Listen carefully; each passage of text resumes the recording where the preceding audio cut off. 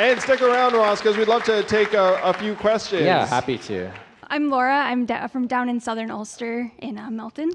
My question is, I think that right now we've heard today how important messaging is for the Democratic Party and for independent candidates as well. It seems like the Democrats really haven't figured out what that messaging should be, given what's going on at the federal level. And I think what we see from the Republican side is that the MAGAs have all kind of fallen in line around some central messaging. So I'm curious what we think that messaging can be for the Democratic Party so that we can show that we are a party that really does care about working class people.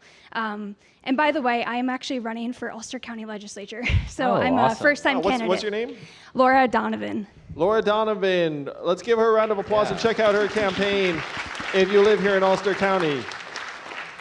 I'm going to shout out your member of Congress, Pat Ryan, who I think is really good about like a message that a lot of people could get behind. But first, let's hear from Ross.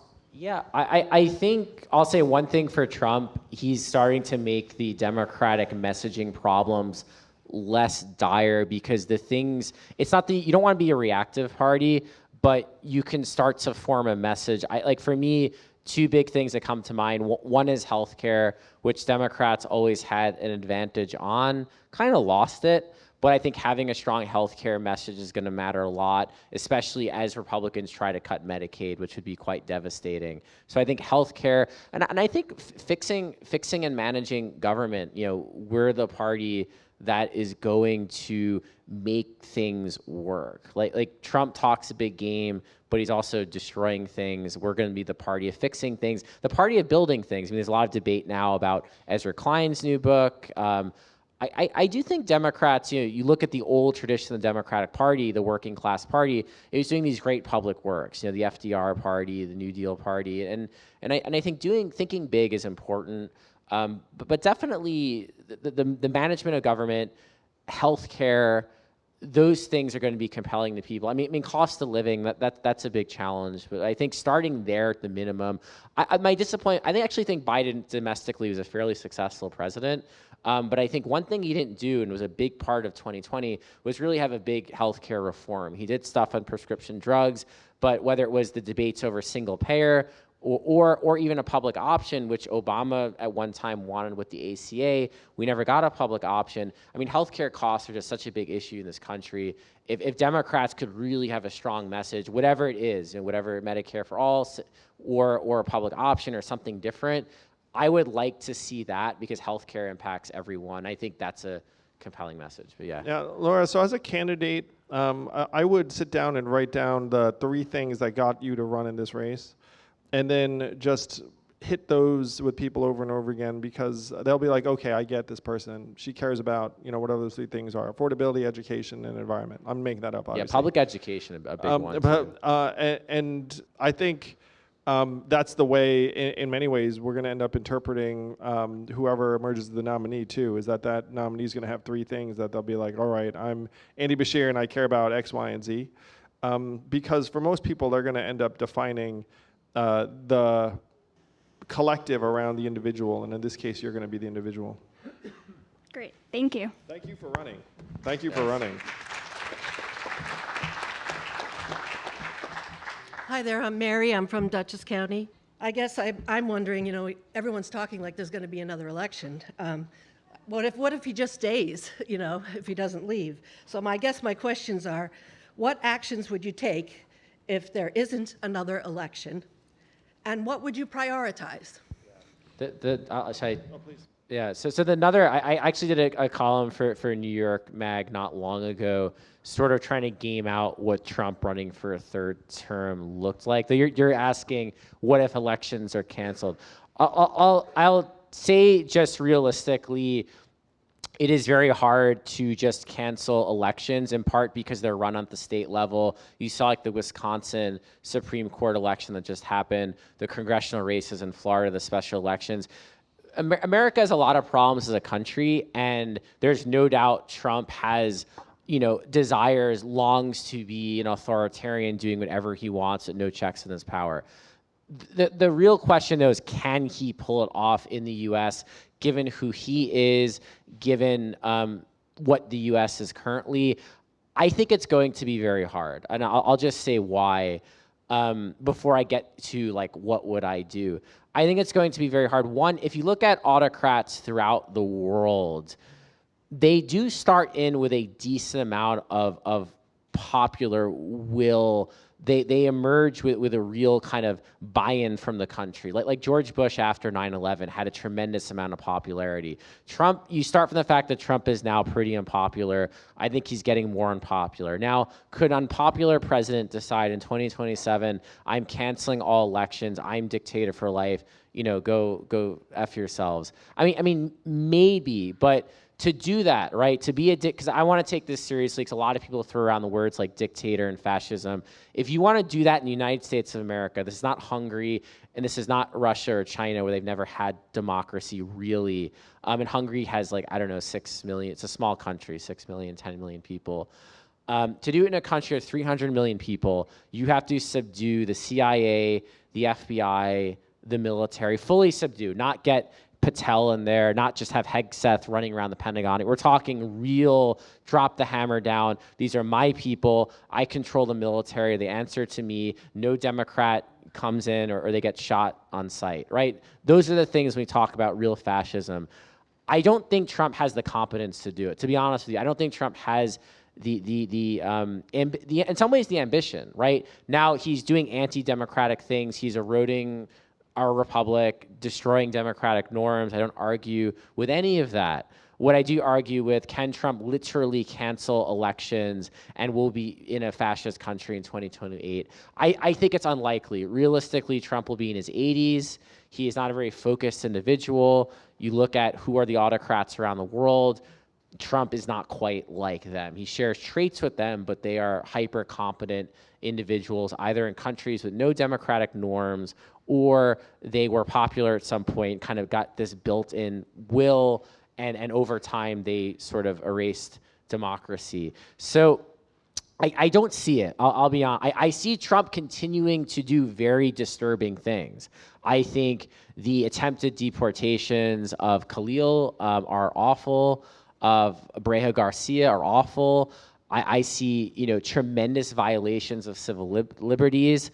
To be frank, these are things George W. Bush also did. We kind of forgotten them, but Bush, Guantanamo Bay is detaining 700 people without ever facing a charge on any crime at all. So, Trump is certainly escalating and he's quite bad, but we're still a ways away from the total end of civil society as we know it. Now, if civil society ends or is coming to a close, that is mass uprising time. That is fight for your democracy. And I think realistically, you would actually see a lot of Americans do that, because already in the polls, a lot of sort of independents and MAGA-friendly people are very put off by Trump's overreaches, Trump's real pushing against the democratic order. I will say that I disagree with you on this, Ross. Yeah. I can very easily see these scenarios. We're a declining, disintegrating democracy.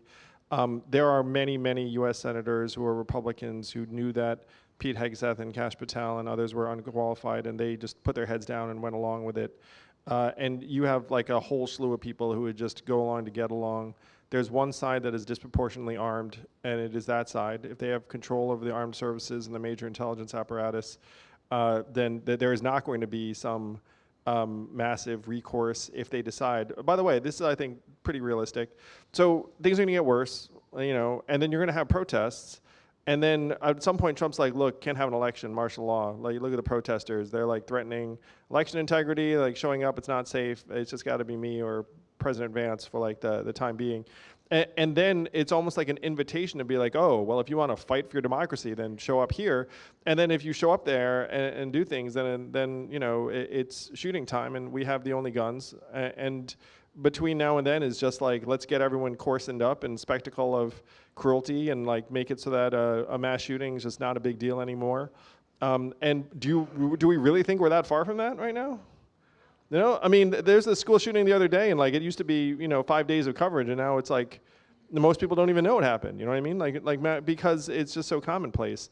like the trust in American institutions is going down, down, down, and I think we hit rock bottom not anytime soon. I think the disintegration spirals for another 7 or 8 years or so, and I think I don't disagree with you that the Democrat would have a popularity advantage, but I think the other side's going to look up and say, like, popularity advantage, like, what the heck is that? I mean, like that. There's so there's just difference in perspective. Yeah. Because I certainly hope that. The institutions stand up and the rest of it. But I mean, if you control the U.S. Senate, the Supreme Court, armed forces, and the rest of it, who's really going to stand up to you? And by the way, everyone that institutionally stands up to you, you've already branded as the enemy because there's no objective news source anymore. It's like, oh, they went. I mean, the major folks that, and you can see it in my opinion in this tariff stuff. I think the tariffs are evaporating trillions of dollars of global value, and there are still a lot of moderate business folks who are like, well, like, I guess this is what we're doing. Let's keep our heads down and like pretend it's cool. You had the op-ed page of the Wall Street Journal, and then some other Republican senators come out against it, but not really. They're still letting him do his thing, and everyone's still apologizing for this. We've bred a system where courage gets your head cut off professionally, and then you wonder why we have a bunch of cowards. I mean, that's really the shorthand.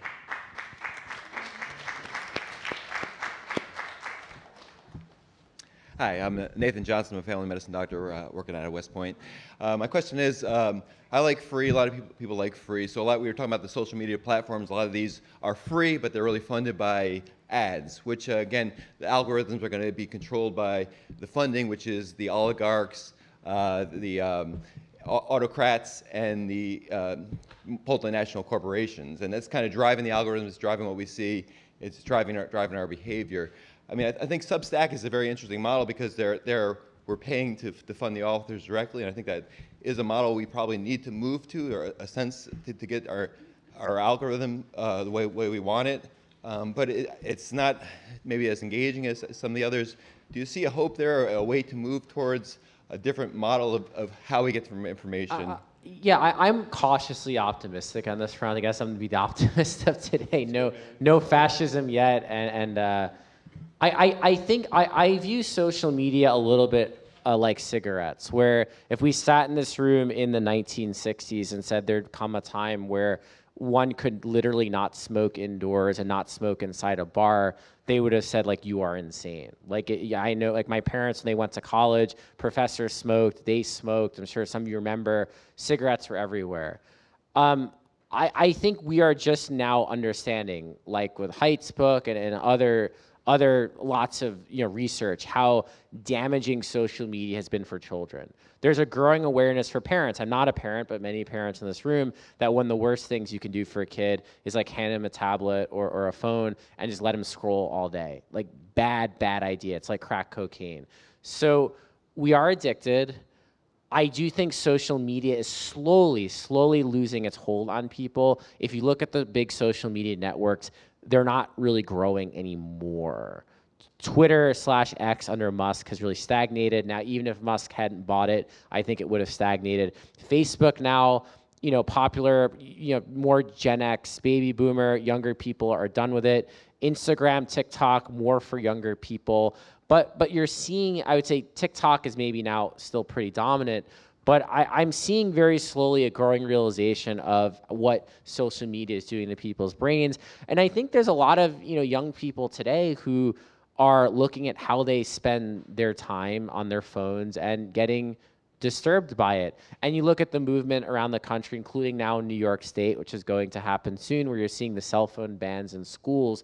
We're slowly moving in a direction away from the hyper social media era. And again, this is going to take a very long time, but think of where we were a decade ago when there's nothing but tech optimism. And you don't see that anymore because there's a realization about what social media has done. Now, we haven't talked about AI on here. I have very mixed feelings about AI. My belief, and I don't know if you share it, some of the sort of enthusiasm for AI, the sort of all-in movement on the tech conglomerates towards AI, is the recognition is that they have no other next big thing. think of tech, the trajectory of tech from 2010 till now. There was always a new social media platform. There's always something, a big shiny thing to yearn for and to throw your money at.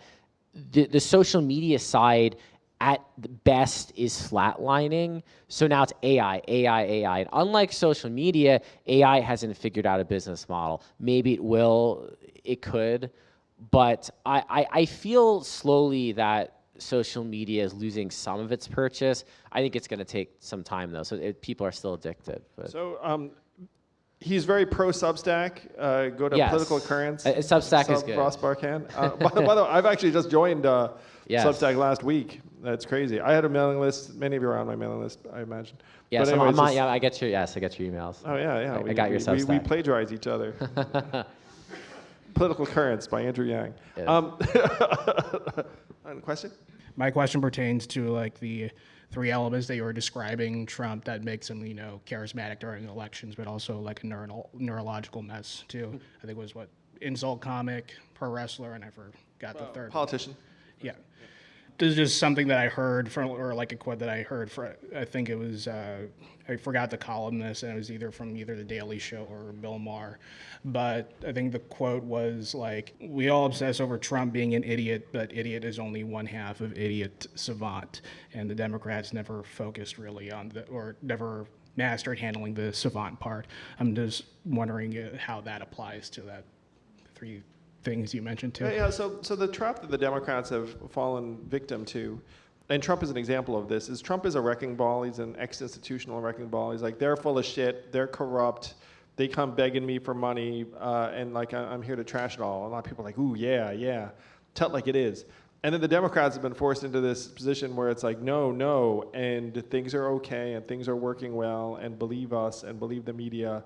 It's just like a less compelling case for a variety of like emotional chords.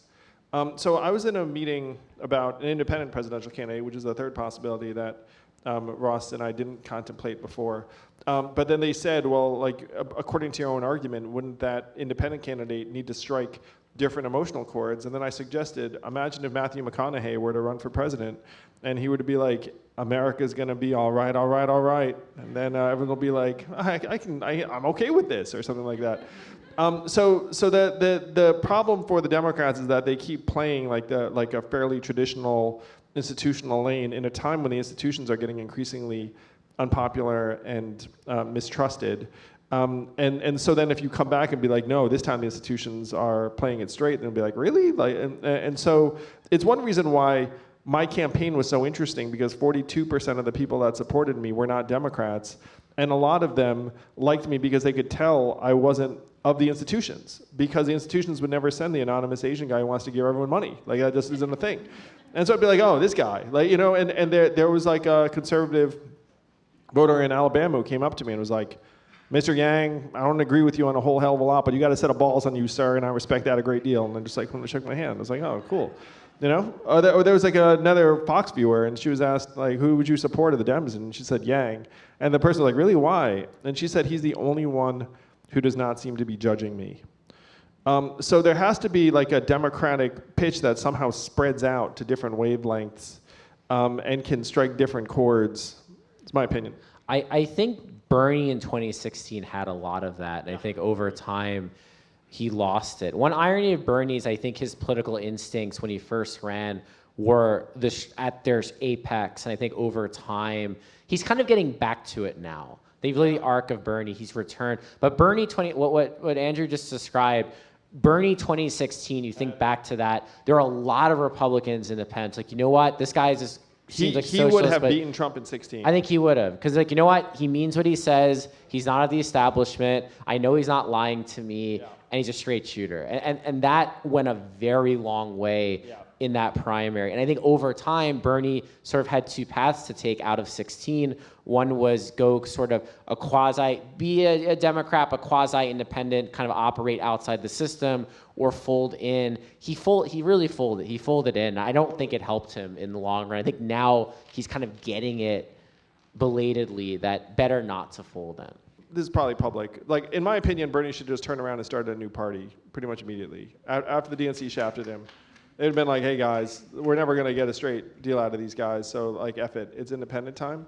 And then just go, like, and then that would have been highly, highly interesting and would have led to a modernization and recalibration of our political system that right now, as you can tell, I think is structurally stuck. So after that, I said, like, screw it, like, I'll run. And one of the pleasures of my campaign in 2020 was hanging out with Bernie Sanders and Jane Sanders, and then Bernie putting his arm around me and be like, Andrew, you got a lot of good ideas. You know, so it's like, that was my Bernie. I was like, but Bernie, you know, one of the dynamics that brought Bernie into the tent and made him less of like a fuck you, like anti-institutional guy, was that he's friends with Joe Biden. Yeah, I think yes, very much so. Yeah. So they were friends for years and years in the Senate, and so then Bernie was like, all right, it's Joe, like, and just, you know, be like a good team player. Thank you all. Let's give Ross a round of applause. Hey YouTube, thanks for watching. Please do hit like and subscribe and hit that bell if you want to be notified every time a new episode drops. Thank you.